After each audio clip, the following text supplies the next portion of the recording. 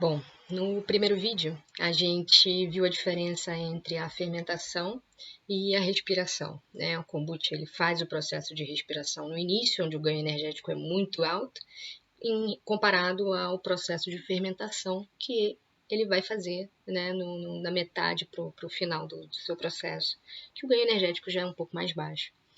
Como é que funciona então? O kombucha, para a gente iniciar um lote fresco de kombucha, a gente utiliza um recipiente de vidro, onde a gente coloca ali o chá adoçado, com um starter, que seria um pouco do kombucha antigo, mais a cultura mãe, né? Então a gente coloca isso nesse lote e vai deixar ele fermentando do meu modo de ser feito, de mais ou menos uns 10 dias fermentando ali, é o adequado para a gente conseguir fazer esse processo de fermentação e produção de kombucha.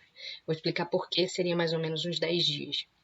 Bom, no início, quando eu coloco isso tudo dentro desse pote de vidro, há uma abundância de ar, ou seja, há uma abundância de oxigênio. Nesse momento, as leveduras elas vão começar a metabolizar a sacarose, quebrando ela em frutose e glicose.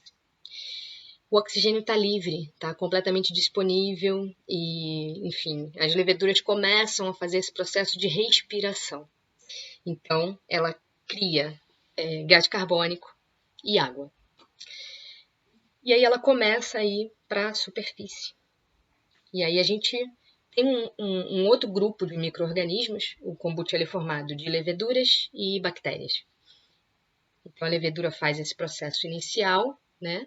E aí vem as bactérias, que começam a consumir a glicose. Começando a consumir essa glicose, elas começam a construir uma camada de celulose na superfície do vidro, né? Desse vidro que a gente botou o nosso lote fresco de kombucha. Então ela começa a construir essa camada. Bom, quando essa camada começa a ser construída, o ar, o oxigênio, começa a diminuir dali para baixo.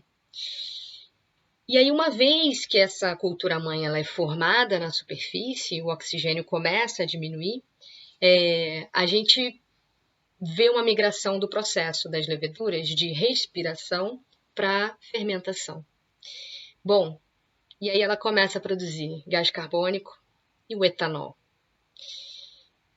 As bactérias, nesse momento, começam a pegar esse etanol, transformando em ácidos saudáveis, como a gente sabe, um deles é o ácido acético, que é o cheiro característico do kombucha. Quando a gente deixa, ele avinagra, né? Fica um cheiro de vinagre. E o vinagre nada mais é do que um ácido acético. E aí dá esse sabor meio azedo ao kombucha. Esses ácidos saudáveis são benéficos para a nossa saúde. Algumas leveduras nesse momento começam a se depositar no fundo. Não sei se vocês já perceberam, mas acaba ficando no fundo do pote um depósito.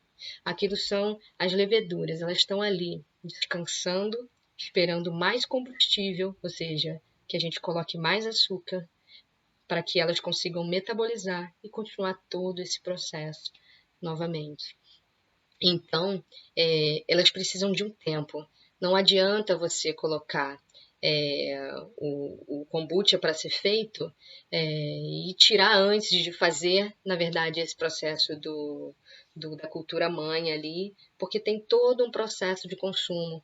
Se a gente retira, as bactérias não vão conseguir consumir o etanol, então vai ficar mais alcoólico o kombucha, enfim. Tem todo um processo, uma química fantástica da natureza para conseguir construir essa bebida, esse elixir maravilhoso que é o kombucha. Então, façam esse processo e pensem dessa forma, tá bom? Então, esse vídeo a gente conseguiu ver um pouquinho como é que funciona a simbiose das bactérias e leveduras do kombucha.